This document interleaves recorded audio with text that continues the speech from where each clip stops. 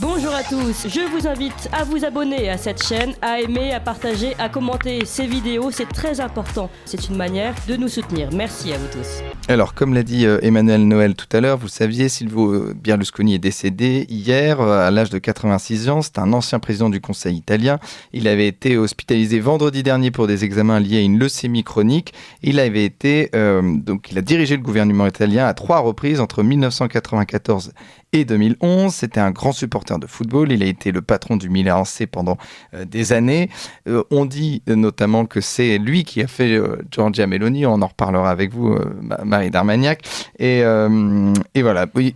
C'est aussi un homme qui a subi évidemment certains scandales, des affaires de fraude fiscale, des scandales notamment aussi sexuels. Il y a eu 333 procès dont il a toujours été acquitté. Alors, pour en parler, nous sommes avec Marie d'Armagnac. Bonjour Marie d'Armagnac. Bonjour. Alors, vous êtes journaliste indépendante, auteur de Matteo Salvini, l'indiscipliné aux éditions du Toucan l'Artilleur. Et puis, vous êtes aussi l'auteur de la préface du livre de Giorgia Meloni, I Sono Giorgia. Je voulais vous parler donc évidemment de Silvio Berlusconi. Et d'abord, quelle est la popularité encore aujourd'hui de Silvio Berlusconi en Italie, qu'on nous a présenté, qui était en tout cas détesté en partie par les médias français. Est-ce que la population italienne continue à avoir une certaine affection pour lui ? Alors effectivement, la population italienne ne suit pas forcément les médias. Il y a deux choses. Il a fait partie vraiment d'une façon extrêmement dominante quand même de la vie politique italienne pendant 30 ans. Il a marqué l'histoire politique de l'Italie. Effectivement, depuis hier, on voit les images de gens qui viennent se recueillir devant sa villa près de Milan en déposant des fleurs. Enfin voilà, toute la classe politique, droite et gauche confondues en Italie, lui a rendu hommage. Mais c'est vrai qu'il y avait deux choses. Il a fait la figure de bouc émissaire de la presse de gauche pendant des années. Et cette figure, cette cible, ça a été Matteo Salvini qui a concentré toutes les attaques. Après, donc c'est cette fameuse figure du bouc émissaire, mais c'est vrai que c'était quelqu'un d'assez charismatique. Il avait une vraie personnalité, il parlait sans tabou, il avait un langage assez décomplexé, et ça a beaucoup plu au peuple italien, parce que ça leur correspondait tout à fait, c'est comme ça qu'ils sont. Oui, justement, et puis on va en reparler, notamment ce lien sans tabou, un peu à la Trump avant Trump. Alors on va en reparler. Je voulais revenir sur son héritage aussi politique. Alors il a dit de Mussolini, Berlusconi parlait de Mussolini en disant Mussolini n'a jamais tué personne, il a juste envoyé des gens en vacances en exil. Ce genre il faisait comme ça des provocations, Silvio Berlusconi. Alors est-ce que forcément toute personne de droite en Italie est comparée à Mussolini, enfin dans l'héritage de Mussolini, c'était le cas de Silvio Berlusconi ou pas du tout ? Non, il n'a pas été comparé à Mussolini, mais c'est vrai que Mussolini, si vous voulez, il n'y a pas la même... peut-être ces dernières années, si, mais il n'y a pas la même ni repentance ni diabolisation du passé chez les Italiens. Et puis l'histoire de Mussolini est quand même une longue histoire. Tout le ventennio italien, c'était un homme de gauche, Mussolini. Et il a fait sur le plan social, avant la guerre, avant toutes les histoires de la guerre, il a fait des choses, des grands travaux qu'on lui doit. Il a amélioré d'une certaine façon beaucoup d'infrastructures italiennes. Donc cette histoire, Mussolini, on en parle en fait facilement en Italie. Ça n'est pas plus scandaleux que ça que des hommes politiques actuels, hommes et femmes politiques actuels en Italie s'appellent Mussolini. Ce sont ses petits-enfants, ses petits-neveux, etc. Il y en a même un qui s'est présenté sous la bannière de Fratelli d'Italia, le parti de Giorgia Meloni, et il s'appelle Caio Giulio Cesare Mussolini. Donc ça fait partie un peu du paysage politique. Bien sûr que on a beaucoup reproché à Giorgia Meloni son passé au MSI, etc. Mais ça fait plus. Les Italiens sont quand même plus apaisés et avec plus de distance que les Français sur leur passé, c'est-à-dire qu'ils prennent tout. Et c'est ça. Et donc Silvio Berlusconi est considéré comme un magnat des médias. C'est quelqu'un qui avait des entreprises, c'est quelqu'un qui avait une fortune colossale. Et là-dessus, on l'a souvent comparé à Donald Trump. Enfin, en tout cas, on a comparé plutôt Donald Trump à Berlusconi. C'était un Trump avant Trump. Il avait un côté j'ai de l'argent et je suis à la fois proche des gens, donc je peux me permettre de tout dire, sans tabou. C'est possible. Alors, je pense que c'est le propre de gens qui font irruption dans la vie politique et qui d'une certaine façon la révolutionnent, notamment dans le langage, mais qui surtout ne viennent pas de la politique, qui viennent d'un autre monde, hein, qui est celui des affaires. Et en ce sens, même si l'un et l'autre sont des milliardaires, je pense qu'ils ont peut-être plus conscience de la valeur des choses, de la valeur du travail que des technos. Ça c'est sûr. C'est peut-être aussi pour ça que en partie qu'il était apprécié. Après, Berlusconi, je vous dis vraiment ce qui est important et ça correspond à une façon de penser et d'être de beaucoup d'Italiens, c'est cette parole très libre, complètement décomplexée. Il n'était pas lié par la politique. Quand il est entré en politique en 94 avec ce fameux discours où il commence à la télé en disant moi j'aime l'Italie et je ne veux pas la laisser à ceux qui ont failli autant sur le plan économique que politique. Et en fait, c'est tout un contexte c'est à la fin de l'opération Main propre qui a vu se mener par des juges, notamment Antonio Di Pietro, mais ce sont des juges rouges et qui ont, si vous voulez, complètement fait exploser la vie politique italienne, la vie des partis, avec la chute de la démocratie chrétienne et du Parti socialiste. Mais c'était, curieusement, un parti était assez épargné, c'était le Parti communiste italien. Et en fait, Berlusconi, dont l'anticommunisme était viscéral, est aussi entré en politique pour ça. Et ce qui est intéressant, hier, il y a eu une réaction qui est quand même très intéressant, c'est du cardinal Camillo Ruini, qui était l'ancien président pendant très longtemps de la conférence épiscopale italienne, et qui dit qu'il perd un ami, et qui dit aussi, c'est grâce à lui, on n'a pas eu les communistes au gouvernement en 94. Donc il y a tout un contexte très italien, mais très intéressant qu'il est intéressant de retracer, en fait. Et c'est ça, et on peut dire qu'il est libéral conservateur, Silvio Berlusconi. Mais jusqu'aux récentes élections, il se définissait comme libéral, chrétien, et chrétien, il l'a dit jusqu'au bout, jusqu'en 2022, c'est une référence qu'il n'a jamais gommée, et européen. Et il disait que c'était la caution, il était dans la coalition actuelle, la caution européenne. Après, les choses ont évolué, comme on a pu le voir ces derniers mois. Oui, c'est ça. C'était, si vous voulez, libéral d'un point de vue économique et puis plutôt conservateur au niveau des mœurs, oui. Mais toujours européen parce que l'Italie dépend aussi beaucoup de l'Union européenne. Oui, notamment financièrement.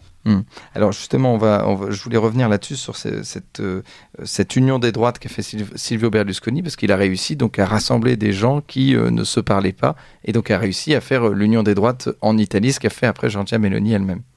Absolument. Et en fait, il a lancé une nouvelle ère de la politique italienne. Donc il a fait irruption sur la scène politique à la faveur d'une espèce d'effondrement des partis. Et en fait, il a brisé le cordon sanitaire qui en fait n'existait pas. Il a fait en sorte qu'il n'existe pas en Italie, ce qui est quand même extrêmement intéressant aussi bien pour l'Italie que pour le reste de la vie politique européenne, en ce sens que l'Italie était un laboratoire. C'est ce que permet le système, bien sûr, mais il a fait gouverner ensemble au moins une première fois, puis ensuite d'autres fois, la Ligue d'Umberto Bossi et le MSI, donc l'héritier le parti post-fasciste. Et très habilement, et en cela, il a collé à la réalité du peuple italien. Aux premières élections de 1994, il s'est appuyé au nord sur la Ligue et au sud sur le MSI qui est traditionnellement très implanté dans le sud. Donc déjà, il a fait preuve d'une belle intuition politique et il a fait gouverner ensemble et il a fait se parler des gens qui, le sud un peu le sud nationaliste et le nord très séparatiste, c'était quand même pas gagné. Alors cette première expérience de gouvernement a duré peu, mais elle est revenue à plusieurs reprises. Mais c'était assez intéressant et en fait ça a lancé un peu cette bipolarité droite-gauche, parce que droite-gauche ça veut dire encore quelque chose en Italie, et donc coalition de droite contre coalition de gauche. Et la coalition de droite que l'on voit aujourd'hui au gouvernement en est l'héritière.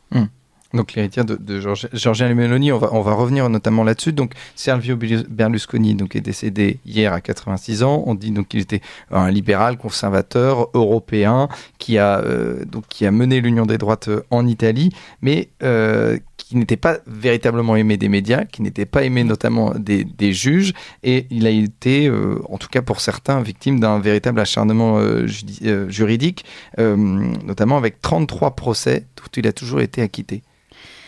C'est vrai que, vous savez que on parle souvent de gouvernement des juges, et ce n'est pas un vain mot, aussi bien en France d'ailleurs qu'en Italie. Les juges sont rouges, la magistrature est très à gauche et ne s'en cache pas. Et c'est vrai qu'il y a eu objectivement un acharnement judiciaire sur Berlusconi, qui a quand même pollué toutes ses expériences de gouvernement. Après, moi je ne suis pas... juge. Donc voilà, c'était un empire d'affaires absolument gigantesque, aussi bien dans le domaine de la communication, l'édition, la télévision, les médias audiovisuels, l'immobilier aussi au départ. Donc je ne juge pas du fond. Ce que l'on voit, et il le disait d'ailleurs, je suis quand même plus poursuivi que les chefs mafieux. Donc ça, c'est quand même...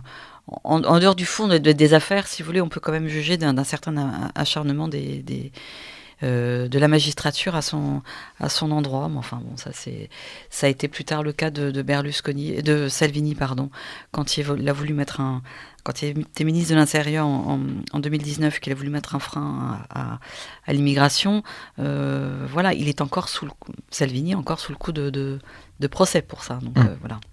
Et donc, il y a eu cet acharnement juridique. Et puis, il y a eu aussi ce coup d'état des marchés parce qu'il a été remplacé, il a été obligé de partir, Silvio Berlusconi. Effectivement. C'était en 2011. 2011. Et je crois qu'Angela Merkel et Nicolas Sarkozy ne sont pas pour rien. Mais effectivement, l'Italie, on disait que l'Italie était en risque de faillite à cause de sa dette. On faisait monter le spread, qui est le différentiel de taux par rapport au taux allemand, de remboursement de la dette, et de façon quand même assez artificielle. Et on a parlé de coup d'état des marchés. Et j'étais en Italie à ce moment-là. Effectivement, il a été poussé à la démission alors qu'il disposait de la majorité à la Chambre, ce qui est quand même hallucinant. Et puis s'est mis en place après une politique d'austérité avec Mario Monti, qui était l'homme lige de Bruxelles. Et alors, quel est le bilan aujourd'hui politiquement de Silvio Berlusconi de 1994 à 2011 ? Donc, il a été président du Conseil italien. Quel est son bilan ? Comment il a laissé l'Italie après ses 3 mandats ? Alors, il a voulu la réformer. Il n'a pas pu faire tout ce qu'il voulait. Ça, c'est sûr, parce qu'il y avait depuis, de toute façon... l'entrée de l'Italie dans l'euro, les ennuis n'ont fait que s'accumuler pour ce pays, et notamment la dette. Ce qui est vrai, c'est que, je vous dis, sur le plan politique, il a vraiment créé, organisé la droite italienne et fait marcher cette coalition de droite qui gouverne aussi bien après 10 ans d'interruption là en ce moment, mais aussi les régions, en fait. Ce système de coalition et d'alliance entre les différentes composantes de la droite, parfois bien éloignées l'une de l'autre, ça fonctionne. Et c'est bien parce que ça fonctionne que cela continue 30 ans après. Après, c'est vrai que ce système fonctionnait aussi beaucoup grâce à sa propre personnalité, qui était assez habile quand même, assez intuitive. On n'a pas parlé de ce qu'il a fait en politique internationale, mais il a fait des choses comme Trump, en fait, un petit peu, au moins sur ce plan-là. Et justement, dites-nous, qu'est-ce qu'il a fait d'un point de vue international ? Mais déjà, il a réussi à faire se parler... à une fameuse conférence de l'OTAN, à faire se parler Bush et Poutine, ce qui était quand même assez incroyable à l'époque, et encore plus, ce sera encore plus aujourd'hui, mais bon, ça c'est un autre sujet. Et puis, et ce que Poutine a dit hier d'ailleurs, avec lequel il entretenait de vrais liens d'amitié, il a dit que c'était un grand homme d'État, en ce sens qu'il avait un vrai recul des choses et qu'il n'hésitait pas à pratiquer une espèce de réelle politique, à parler à tout le monde. Et c'est d'ailleurs comme ça, par exemple, qu'il avait pu conclure des accords avec Kadhafi, avec la Libye de Kadhafi, la Libye avec laquelle l'Italie a des liens historiques, et notamment pour freiner l'invasion migratoire en investissant. C'est une politique qu'actuellement reprend Giorgia Meloni. Donc il y a des choses sur le plan international à mettre à son crédit. Et je vois tout ce qui est écrit depuis hier, tout ce qui est dit, bon ça en Italie c'est normal, mais même en France, et on se rend compte qu'en fait ça n'est pas du tout que l'espèce de bouffon empêtré dans les scandales sexuels qu'il était pratique de décrire ici. C'est un peu autre chose. Et pour en revenir sur le plan international, les Italiens en ont toujours beaucoup voulu à la France de l'invasion de la Libye, notamment sous Sarkozy. C'est quelque chose que les Italiens n'ont jamais compris. Alors on dit que c'est Silvio Berlusconi, notamment l'homme qui a fait naître Giorgia Meloni. On va écouter notamment son hommage qu'on a déjà eu au bulletin d'actualité d'Emmanuel Noël. C'est avec lui que l'Italie a appris à ne pas accepter les limites imposées par d'autres. Elle a appris à ne pas baisser les bras. C'est avec lui que nous avons combattu, gagné et perdu de nombreuses batailles.